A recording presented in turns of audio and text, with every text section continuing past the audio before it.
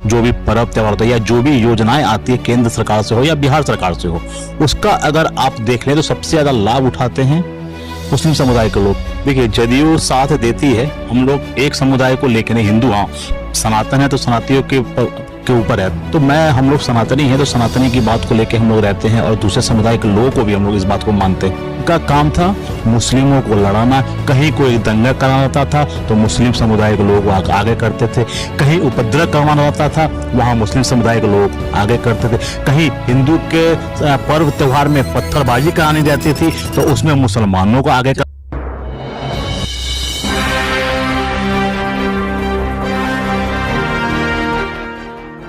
नमस्कार, बिहार मिथिला न्यूज में आपका स्वागत है। मैं हूं मनोज।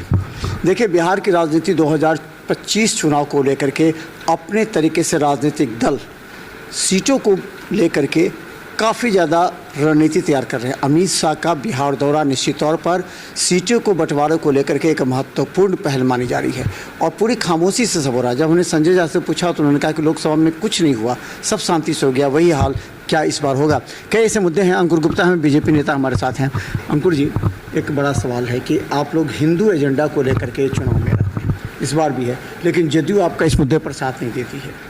देखिए, जदयू साथ देती है, हम लोग एक समुदाय को लेकर नहीं, हिंदू हाँ सनातन है तो सनातनियों के ऊपर रहते हैं। जैसे कि मान लीजिए, हम जो चुनाव लड़ते हैं वो अपने बिहार के विकसित बिहार बनाने के मुद्दे से चुनाव लड़ते हैं।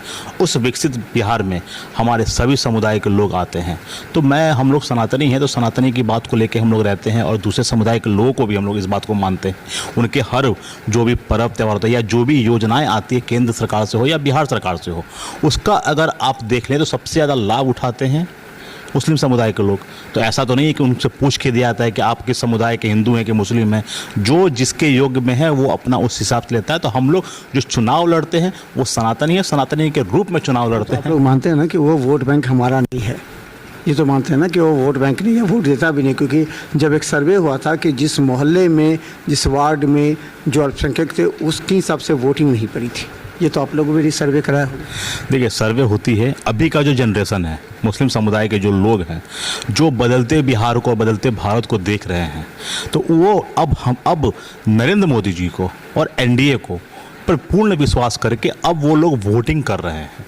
क्योंकि आप देख लीजिए, लोकसभा चुनाव में ऐसे ऐसे बूथों पर हमें इतनी बहुमत के साथ वोट मिला है जहां अल्पसंख्यक माइनॉरिटी का वोट है वहां पर, लेकिन वहां से भी हमें एनडीए के जितने भी मेंबर थे उन सभी लोगों को पूर्ण बहुमत के साथ हम लोग चुनाव जीते। दिल्ली की बात कर लीजिए तो दिल्ली में चुनाव हुआ है, दिल्ली में भी ऐसे ऐसे जगह पर जहां 70-75 साल से कभी हिंदू वहाँ से चुनाव नहीं जीता, क्योंकि वो पूरा का पूरा वोट बैंक माइनॉरिटी का है। लेकिन उन लोगों ने जो प्यार और विश्वास नरेंद्र मोदी जी को दिखाते हुए, एनडीए को दिखाते हुए वहाँ से जो पहली बार विधायक बने, ये एक अच्छा मैसेज है कि जो लोग, जो लालू यादव हो, कांग्रेस हो, जो मुस्लिम के कंधों पर बंदूक रखकर शुरू से चलाते आई है। 1947 में हमारा भारत आज़ाद हुआ, लेकिन आज़ादी के बावजूद भी हमारा भारत गुलाम रहा विदेशी मेहमानों के नीचे। उनका काम था मुस्लिमों को लड़ाना, कहीं कोई दंगा कराना था तो मुस्लिम समुदाय के लोग आगे करते थे, कहीं उपद्रव करवाना रहता था वहाँ मुस्लिम समुदाय के लोग आगे करते थे, कहीं हिंदू के पर्व त्योहार में पत्थरबाजी करानी जाती थी तो उसमें मुसलमानों को आगे करवाते थे। ये जो प्रधानमंत्री का जो किट ईद के अवसर पर दिए हैं, क्या लगता है इससे मुस्लिम संप्रदाय का वोट बैंक आप कुछ आकर्षित कर सकते हैं? महिलाओं के लिए दिया गया, पुरुषों के लिए एक किट बांटा गया, ईद का किट, कितना उसको मानते हैं और उसका क्या बेनिफिट हो सकता है चुनाव में?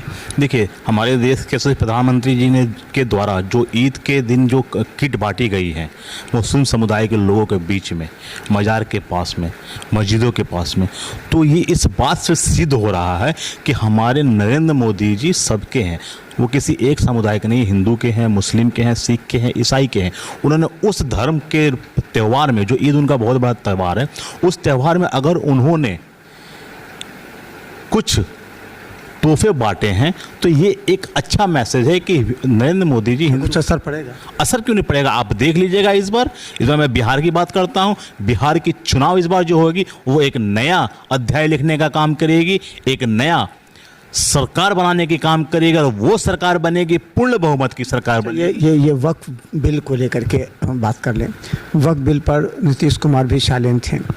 वक्फ बिल आपने एक बार खुद बिहार मित्र न्यूज़ के खबर पर आपने देखा था, आपका प्रयास भी हुआ था, आपने डीएम से भी बात की थी कि वक्फ बोर्ड की ज़मीन को कब्जा किया गया, उसका रजिस्ट्री हो गया, फिर आगे की प्रक्रिया अभी तक पेंडिंग है, अभी तक जमाबंदी के लिए जो है वो लोग आवेदन कर रहे हैं, सोर्स भी लग रहा है। तो क्या लगता है वक्फ बिल से दरभंगा में कितनी ज़मीनें हैं, और क्या अभी मंत्री बने हैं संजय सरावगी, वो जानने का प्रयास करेंगे कि वक्फ बोर्ड की कितनी ज़मीनें, क्या लिखित मांगेंगे और कैसे इस पर काम?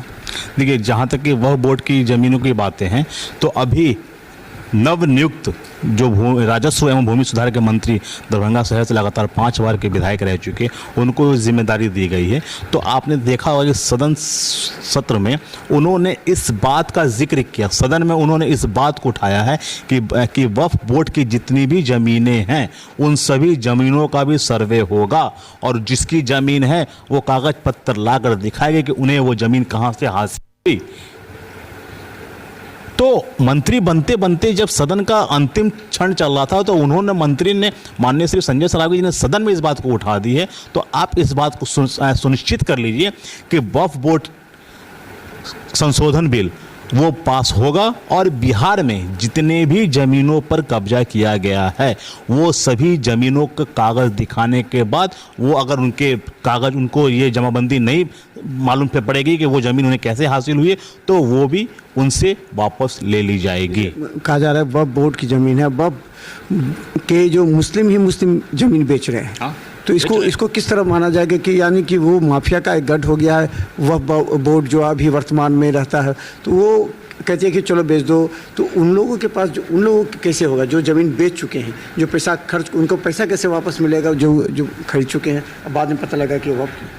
देखिए, वक्फ की ज़मीन जो बिकी है तो वो वक्फ के लोग ही, उन लोगों ने ही किसी और के, अपने ही समुदाय के, जब अभी वक्फ बोर्ड बिल के समर्थन में जितने मुसलमान खड़े हैं, मैं उनसे पूछना चाहता हूं कि आप इसके समुदाय के लोगों की ज़मीन यहाँ एम्स के पास वक्फ बोर्ड ने बेच दी थी, कही कि ये वक्फ बोर्ड की ज़मीन है, तो क्या विश्वास है कि कल के डेट में वो वक्फ बोर्ड उनकी ज़मीनों को नहीं बेचेगी? और रही बात, वक्फ बोर्ड ने जो ज़मीन उनकी बेच दी है तो उसका पैसा उन्हें नहीं मिला है, तो अभी जो सर्वे चल रहा है, इस सर्वे में तो उन्हें इस बात को साबित करना पड़ेगा कि उन्होंने उस ज़मीन को बेचा तो किस मालिकाना हक से उन्होंने बेचा, पहले वो इस बात को साबित करेंगे। अगर उनके पास ये साबित नहीं रहेगी और जिसकी ज़मीन बिकी है वो सर्वे में साबित कर देंगे ये ज़मीन उनकी है, तो फिर वो ज़मीन उनके अलॉट में हो जाएगी।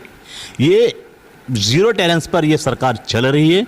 एनडीए की माननीय नीतीश कुमार जी के नेतृत्व में जितने भी मंत्रिमंडल हैं वो सभी लोग बिहार के विकास के लेके, उनके गरीबों के उत्थान के लिए अपने अपने विभाग में कार्यरत हैं, और गरीबों का जो शोषण किया गया है उसे मुक्त करते हुए, जिन्होंने उनका शोषण किया है, ऐसे भूमि के जो माफिया हैं उनके ऊपर कानूनी कार्रवाई की जा रही है। अभी आपने देखा होगा कि राजस्व भूमि सुधार मंत्री बनने के बाद अभी तुरंत उन्होंने एक सीईओ को बर्खास्त कर दिया कि सीईओ अपनी मनमानी कर रहे थे, ज़मीन के रजिस्ट्री नहीं कर रहे थे, दाखिल खारिज नहीं कर रहे थे, वो ज़मीन का सत्यापन नहीं कर रहे थे। क्यों? क्योंकि उन्हें पैसे चाहिए थी। इसकी शिकायत लेके परिजन पहुँचे माननीय मंत्री जी के यहाँ, तो वो विद इन आवर उन्होंने सस्पेंड किया क्योंकि उनके पास सारे साक्ष्य थे उनके खिलाफ में। तो ये संकेत है कि बिहार में जितने भी आला अधिकारी हैं वो सभी लोग सुधर जाएं, नहीं तो ये एनडीए की सरकार उन्हें सुधार देगी। अंतिम सवाल, कुशेश्वर स्थान में जिस तरह का हुआ घटना, तो क्या लगता है कि इस घटना को कैसे रोका जाए? इस तरह की मंशा जो हो जाती है, पत्थरबाजी हो जाती है, लॉटरिंग के क्रम में हुआ, तो इस पर किस तरह का रोक लगना चाहिए, किस तरह की तैयारी होनी चाहिए प्रशासन? देखिए, चुनाव नज़दीक आ चुका है और राष्ट्रीय जनता दल हमेशा हिंदू मुस्लिम के चुनाव, मुस्लिमों को हिंदू से लड़ाकर ही उन्होंने चुनाव हमेशा रणनीति तैयार की है और चुनाव उन्होंने लड़ा है।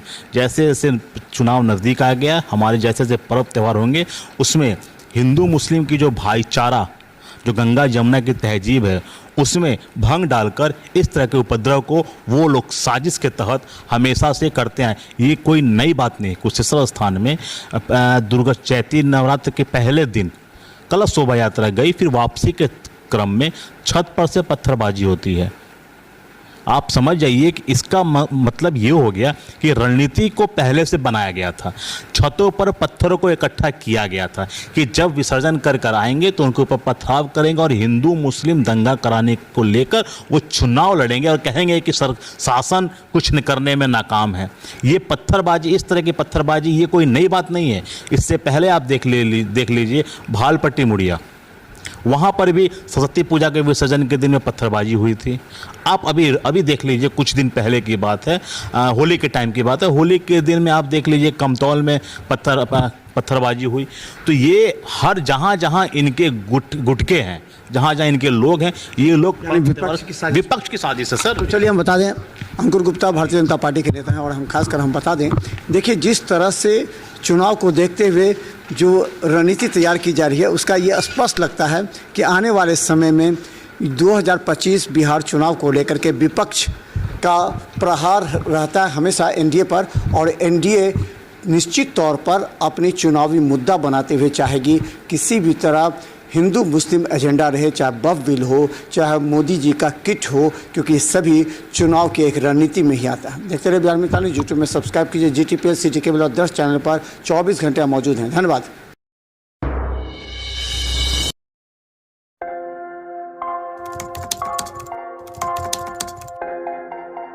मतलब ये हुआ जुमला हुआ, ऐसा कोई नहीं कर सकता है दुनिया में।